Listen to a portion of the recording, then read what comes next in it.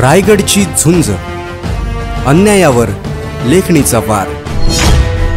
गणेश उत्सवाच्या पार्श्वभूमीवर कर्जत पोलिसांचा रूट मार्च, कायदा व सुव्यवस्थेसाठी सज्जता। कर्जत तालुक्यात गणेश उत्सव मोठ्या उत्साहात व शांततेत पार पडावा, तसेच कायदा आणि सुव्यवस्था अबाधित राहावी या उद्देशाने कर्जत पोलीस ठाण्याच्या वतीने आज दिनांक 23 ऑगस्ट 2025 रोजी रूट मार्चचे आयोजन करण्यात आले होते।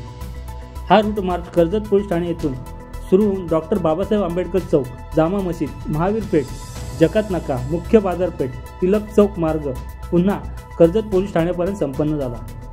शहरातील प्रमुख मार्ग व गर्दीची ठिकाणे गाठत रूट मार्च नागरिकांमध्ये सुरक्षिततेची भावना निर्माण झाली। यावेळी कर्जत उपविभागीय पोलीस अधिकारी राहुल गायकवाड, पोलीस निरीक्षक संदीप भोसले, पोलीस निरीक्षक मिनल शिंदे, पोलीस निरीक्षक किरण नवळे यांसह कर्जत पोलीस ठाण्याचे 18 अंमलदार आणि RCP पथकाचे 34 अंमलदार सहभागी झाले। यामध्ये 10 महिला अंमलदार व 25 पुरुष अंमलदारांचा समावेश होता।